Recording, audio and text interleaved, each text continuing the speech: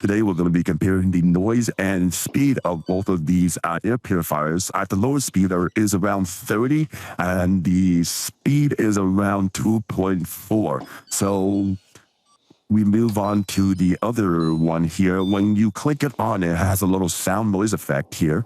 And the noise is around 43, so quite a bit louder than the other one. It is around 2.4, so slightly faster than the other purifier here. So we move on to the second highest speed on this one. It is around 50, I guess 42, not much change in the sound level, but the speed is increased a little bit to a 2.6 from a 2.4. So this is the second speed for the Coway 2 here. So we get to the noise level and is around 46, so comparable to the other filter. And the speed is around 3.5. So this is around 0.8 to 0.7 faster than the other purifier. We move on to the highest speed on this filter. The high speed is around 71, 72. For reference, speaking is around 75. And move on to the speed. Quite fast at 8.0, 8.3 sometimes too. So that is very, very impressive. So now we have two levels before the highest. This is the third level. Third level is around 50, 51. The speed is around 3.5, so not too impressive so far. And now we move on to the highest level. Highest level speed.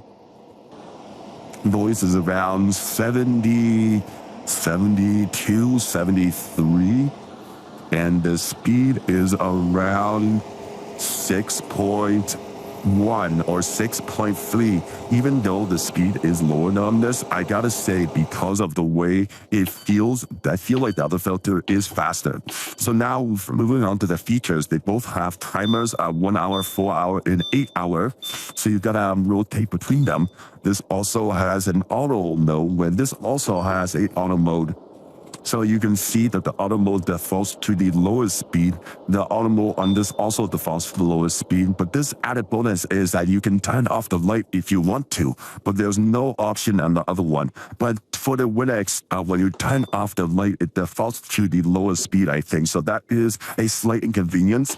They both have an ionizing feature to get the smaller dust and get a little bit better suction for the dust. This one has a HEPA filter check, whereas this one, it doesn't have a button, but I'm assuming it comes on when it needs to be changed so the light comes on.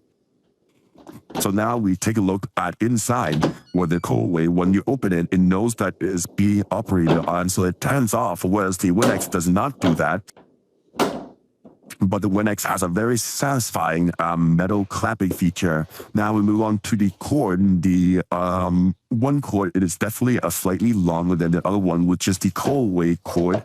Now we pull off both of the fronts here to reveal what's inside. They both have the first mesh for the general debris here. They both have a similar way of dismounting it. They both seems around the similar surface area. Maybe the Coway is a slightly larger. Next, we have the carbon filter, which is meant for odors. And you can see that the Winix definitely has a more sophisticated filter for that, whereas the Coway is just a sheet of carbon. Now we move on to the HEPA filter. Yes, you can see I've been using this for quite a bit, so the Coway one looks darker than the Winix one. So you can see they're about the comparable thickness as well as size. The Coway is definitely a little bit thicker and also a little bit chunkier. And that's what you should expect on the inside. They both have intake fans on the bottom there. So not too much different in terms of that. So let's put it back together now. So I'll move on to the durability test. As you can see when I scratch it, it definitely did scratch, but it's not as noticeable as I expected it to. Definitely there is also scratchable. Glossy finishes usually are pretty scratch prone. That one is a little bit harder to scratch. That is a matte feature, but still you can see a scratch there. Moving on to the Coway, again, the glossy features is easier to scratch. Now move on to the silver bits. You see that the silver bit still scratches, but it is less noticeable. Now for the top there, still again scratchable, but less noticeable than the other ones. And I think this last one is the least noticeable of all of them for the buttons, but the buttons is a very tiny area of the fan. Still pretty good. I would recommend both.